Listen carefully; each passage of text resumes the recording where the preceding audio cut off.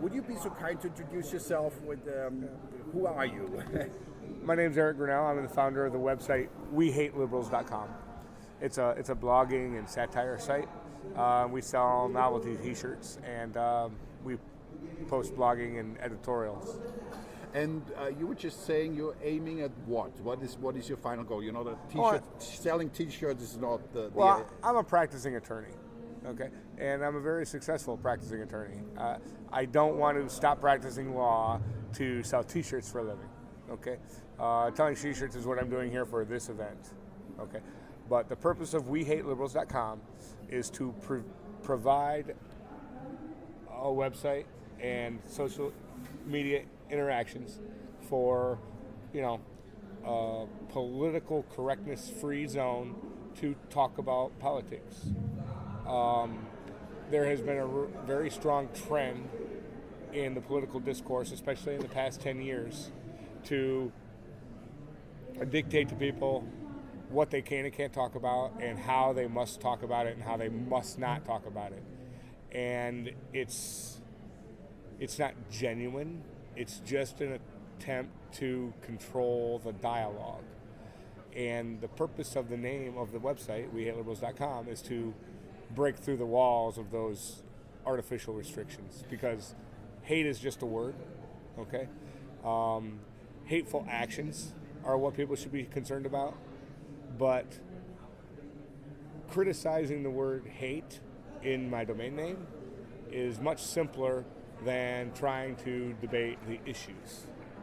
And we just tend to ignore that and rise above it. We're here to speak to our audience, and that's the goal. Just because it's so difficult. I mean, in Europe we understand the language somewhat, but the terminology is often not clear to me. So give me an example of that political correctness that you are opposed to. I could give you an example just from what happened to me this weekend, okay? People would come up to our booth, right, and criticize us for using the word hate in our domain name and lecture us with moral approbation. And then they went home and they jumped on their social media, on their Facebook and their Twitter, and they called me a mouth breather, a redneck, a racist, a sexist, a homophobe, all of which are things that I'm not. But because they have a perception of me because of my political opinions, they feel justified in saying anything they want about me. So these people who went on social media and called me names, right, want to stand in front of my booth and lecture me because my domain name has the word hate in it. And it's a hypocrisy. It's a hypocrisy. A perfect example is what's going on with American politics right now with President Trump. They want to impeach Trump because of his interactions with the president of the Ukraine and some questions over whether or not he did quid pro quo. The irony is we have video of Joe Biden at the Council on Foreign Relations laughing and bragging about doing exactly what they want to impeach Trump for. Although he wasn't president. I mean, this he was vice president. He was vice president, and in the video, he goes, "Oh yeah, President Obama's behind me 100%. Call him." Okay, I haven't seen this. I don't want to comment to this. Okay. Well, you should watch the video. Right? No, I'm happy to watch it. But it's that's the type of absurdity that political discourse has gotten to in America. We want to judge people today for doing the exact same thing that they did yesterday. But was that not the same? I mean, for us from the outside, it's always going back and forth. Yeah. It's like when you view it from the outside. I'm a great fan of the U.S. I've been coming for 20 years, and I'm glad to be a guest here. So I'm very fond of the people, and I know people from all sides. But whoever is in, it's this side, and then it's the other side, and then it's jumping back and forth. Why do you think it is not possible to generally have a civilized discourse? Now, you provoked, and that with your name. Yes. But, I mean, you had to somehow imagine or expect that something would happen. Yeah. I don't mind people not liking my domain name. I don't mind people disagreeing with my political views. What bothered me yesterday was people wanting to lecture me for a half hour, standing in front of my booth, for using the word hate in my domain name, to then go home and call me names on their social media. They're hypocrites. That's absolutely given. Yeah. There's no yeah, question. That was the point. Yeah. Let me ask you, because liberalism or liberal, classical liberalism, right? Yeah, that's such a strange thing. So if I, depending on what I studied and how I read that word, I would be offended or not offended. So what kind of liberals do you hate, respectively? Made the joke about hating. Okay, well, it's funny you mentioned there has been this undercurrent of a movement towards democratic socialism in America that goes back to the 50s, okay? And Europe, by and large, most of Western Europe moved to some version of democratic socialism. Even Britain is much more socialist than America. And let me just to be precise. Yes. Sorry, by that you mean that the government plays a relatively large role in the life of the citizens, in education, in healthcare, and so on and so forth. So a strong government role. Yes, and that's the irony of it. In a lot of, there is already a very large government involvement in America. I think a lot of conservatives think we're fighting a war that we already lost. Because there is so much government, okay? But when I use the word liberal, I'm talking about Europe has a multi-party system, okay? And the country that I pay most attention to in Europe is Britain, and they have 12 parties with seats in parliament, maybe 13, okay? All right, America has 2, okay? And we call them Democrats and Republicans, okay?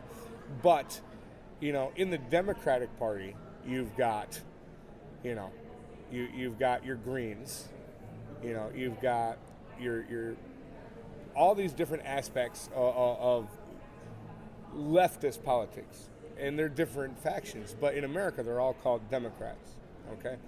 And America has started to use the terms liberal and conservative versus Democrat and Republican very interchangeably. And it's sloppy and it's careless. They're very, very different, okay? However, when the name Democrat started to get a bad name in the 70s under Carter, which is what caused the rise of Reagan, they started calling themselves liberals, okay? Because liberals called back to classical liberalism, and it was an attempt to seize a moral high ground. Because if they're the classical liberalists, then we must be the reactionary right, which was an attempt to characterize the dialogue. Well, they have taken that word liberal and they've destroyed the brand, okay? The term liberal no longer fools anybody. It only serves them any value as a brand with people who are already in the left. The right hates it, okay? And the moderates don't fall for it, okay? So, and you've seen it in the past 5 years or so. They're not calling themselves liberal anymore. Now they're calling themselves progressives. Because who doesn't like progress, right? And, and we haven't used the term progressive in America in a century. The last time progressive was used in any meaningful way, they had any substantive political impact, was Teddy Roosevelt. But now, since they've destroyed the brand of liberal, they're now going to call themselves progressives.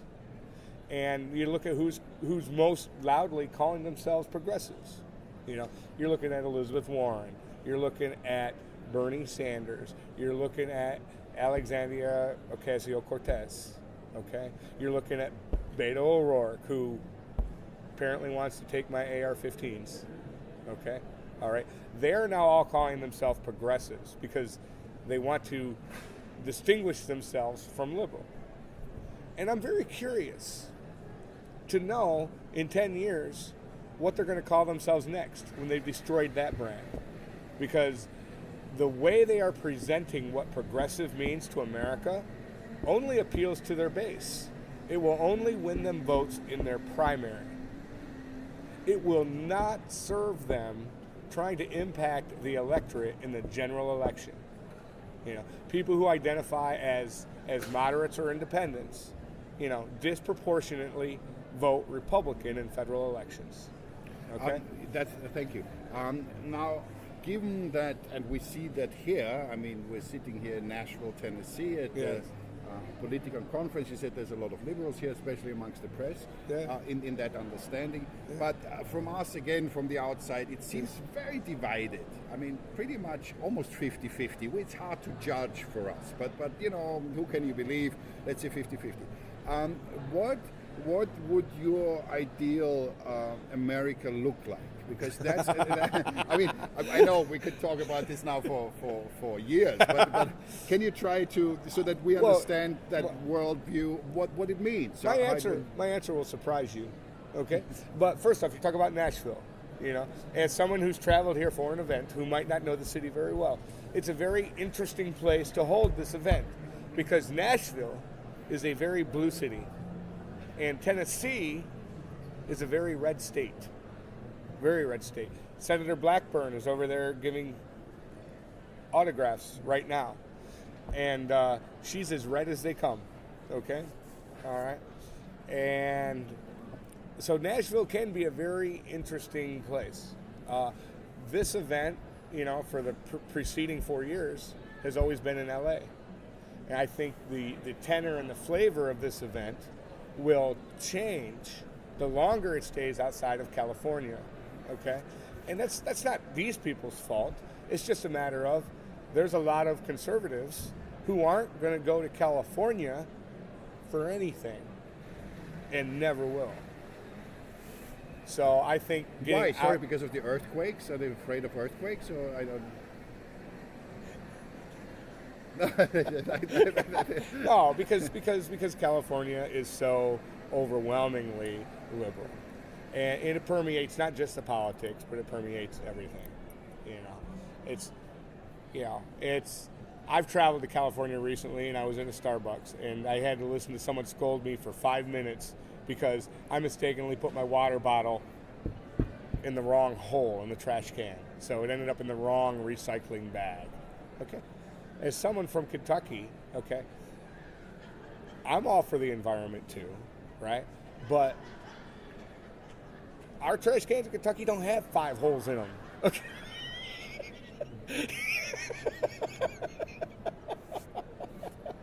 It's a nice example. Thank you. Thank you. I would have never loved the example. And it wasn't the fact that there was this thing that I wasn't familiar with. It was the fact that someone saw fit to lecture me about it for 5 minutes. Okay, that's a very good example. So let's just, because that's really important for people back home to try to understand. What is the conservative America like? Because at the moment, with the political situation that we have, it's somewhat moving in that direction, or trying to be moved in that direction. If that continues, then the next 4 years, if the president gets the chance, it will move further in that direction. What is that direction? It's interesting you say that, because as someone who's been in politics my entire life, as someone who worked on Mr. Trump's campaign in 2015, 2016, okay, I truly don't think that Mr. Trump is driving the political narrative in America. He gets all the media coverage, right? He gets all the media attention, but whatever is happening here today in American politics was going to happen anyway. If, we have heard nonstop nonstop since the election was over about Russia and collusion and everything else. And by and large, it came up to not a lot of detail. Okay? If Ted Cruz had won the primary, the Democrats wouldn't suddenly be happy and content that Republicans are in power. We'd have the exact same animosity. We'd have the exact same acrimony. They would have just found some different issue to pick on.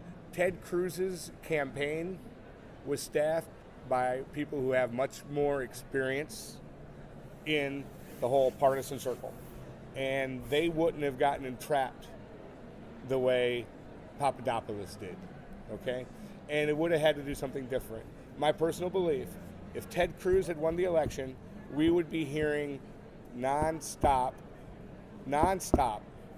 through the entire presidency that the American White House was being run by Goldman Sachs because of Ted Cruz's wife's connection to Goldman Sachs. So there's always something. It would have been something else. Yeah. You know, it would have been something else.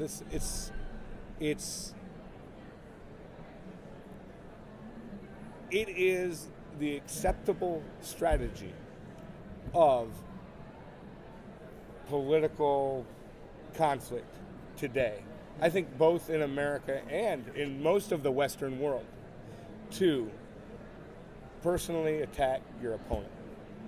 Look at what the media has done to Boris Johnson. Okay?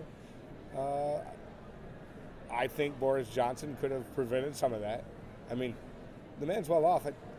I wish he'd buy a comb, you know? Sorry.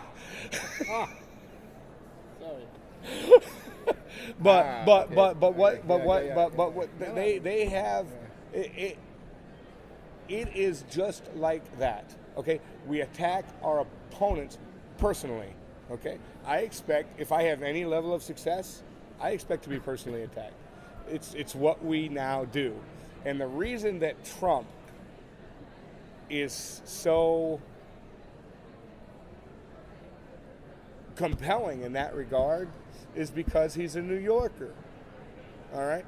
You call Donald Trump a name, he doesn't care. You know, you attack him, he attacks you back. It's the New York way. It's always been the New York way. And so Kentuckians are more polite? I mean, there's a serious... There's something that disturbs me as an individual deeply, which is that it has come, and I mean, there's no doubt you're a very intelligent human being. I meet a lot of intelligent human beings from all sides of the aisle. Yes. But we've come just to accept that this kind of really behavior that my grandmother and also my mother would not have tolerated from me is suddenly becoming the norm. So is that not an upsetting... It's been happening for 50 years. What does that mean? Are we aiming at changing it, or just where does it lead? Is there no radicalization based on the language? I mean, this is. Are you familiar with Saul Alinsky? Which one? Saul Alinsky? No, I'm not. Okay. Saul Alinsky wrote a short book. He was a community organizer. He was very much on the left, okay? And he wrote something called The Rules for Radicals.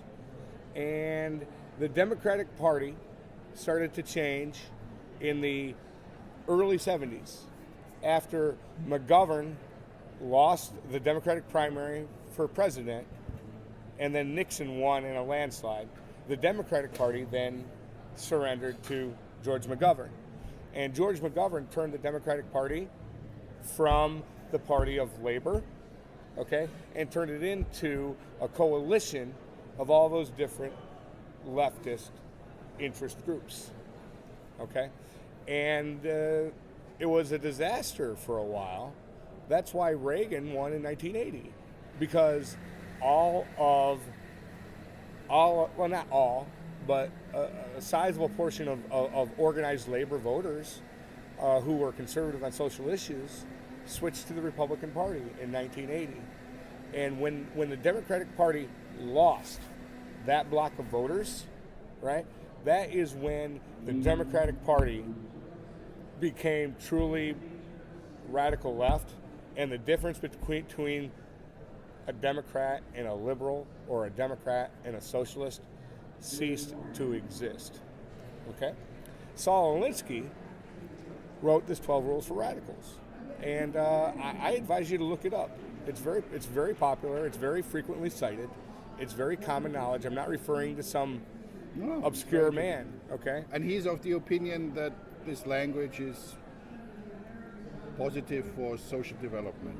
Let me read his rules to you. Yeah. Okay? Let me read the rules to you. Thank you. That's good. I'm really interested. You know it? Have you heard of? No. Yeah. Rules for Radicals. Mm-hmm. Saul Alinsky. Okay? Let's see. No. That's a Wikipedia article about the book. Let me find. Oh, you can paraphrase it. I believe you know it. I want to get it. I want to get it right because it's very important. No, you wouldn't like to get it left. That would be. Sorry, that's just. Well, if I happen to word it wrong, liberals will go on social media and talk about how stupid and uneducated I am. I wouldn't. I'm not, but I'm not. Then I'm not really left. So. No, I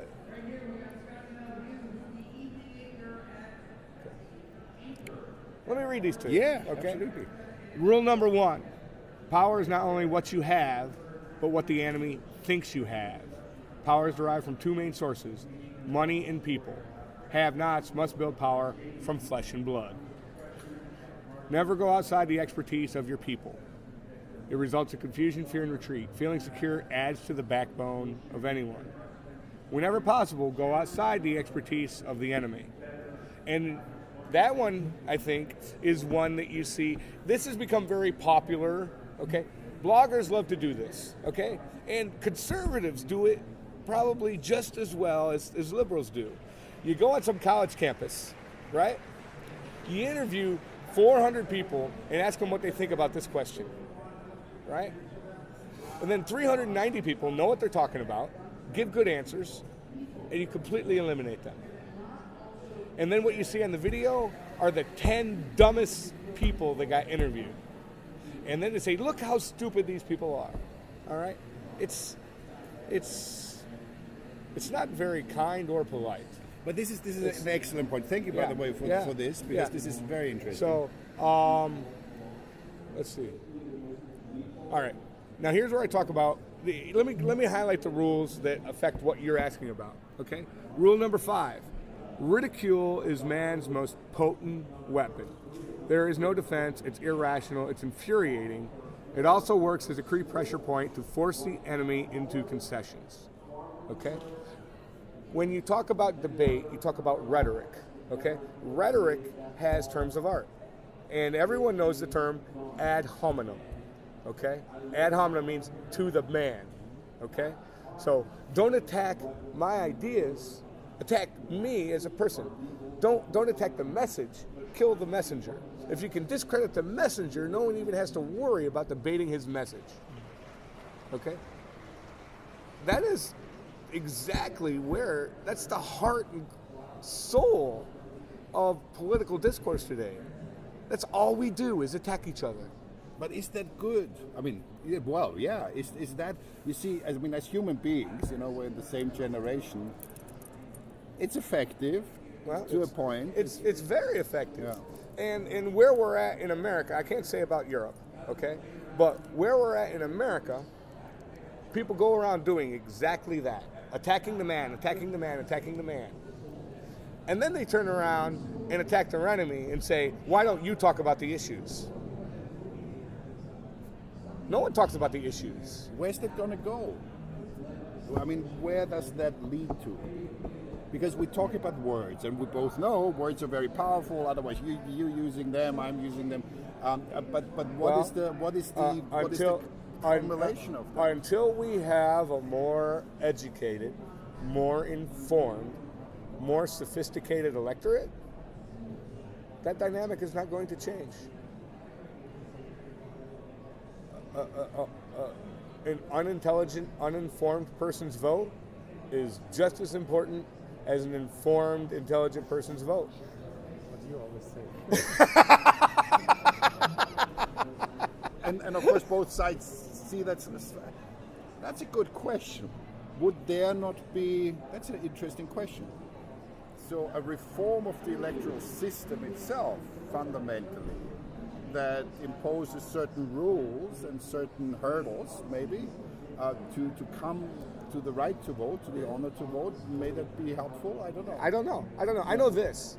You walk the streets in America, everyone in America is talking about politics all the time. But only few people vote. They only think, what? We're approaching 70% voter turnout for presidential really? elections. Oh, yeah, Yeah. 70. Yeah. I know 50. I might have quoted a bad statistic. Okay, but it's trending upwards. It's trending upwards. upwards. Absolutely. Okay, all right. Okay. Trump got a lot of people to come out and vote that weren't previously voters. So, and the Democrats turned around in 2018 and had very high voter turnout. So voter turnout is trending up. Okay. But Americans want to talk about politics so much all the time. We should be parliamentary. We should be parliamentary. We're talking about politics all the time anyway, right? So what's the difference? You know? And it'll never happen. It'll never happen. But America is so obsessed with continual media coverage of politics and what's going on in politics. And there's such a large portion of our population who is so constantly engaged in political debate and political back and forth, especially on social media. Culturally, I think that we'd be very ready for a parliamentary style of government. This is great. Thank you. I wouldn't know what to say. Thank you very much. I kind of this is right. But it's, it is what it is. It is what it is. But, yeah, in answer to your question, attacking the person is so much easier than talking about complicated policy issues. And it's also much easier to put on the air and sell advertising space around. And the media, Trump would probably not have won the Republican primary if the media hadn't given him all that free coverage, billions of dollars worth of free coverage, okay? Because, you're asking, at the beginning of this conversation, you asked me whether or not my website was making anything about the political discourse better. Who cares? Who cares? As long as our media operates the way it does, it's never going to get any better. Because they're not here to make government better. They're not here to make our system fairer. They're here to divide us and create conflict, because conflict creates interest. Interest creates viewers. Viewers creates rating numbers, and rating numbers determine how much they charge for their advertising. And as long as that's what the media cares about, the only thing that's going to stop that may be the internet. Because the media has less and less of an impact on people's political opinion in America every day, because we all get our information from alternative sources. That's why we do what we're doing. And if you come to America a lot, what's really fascinating, pay attention. The TV that you watch in Washington, D.C. is completely different from the news you watch anywhere else in this country. Because they're in the business of governance. So they have to appeal to a different market. Everyone else is trying to cater to the lowest common denominator.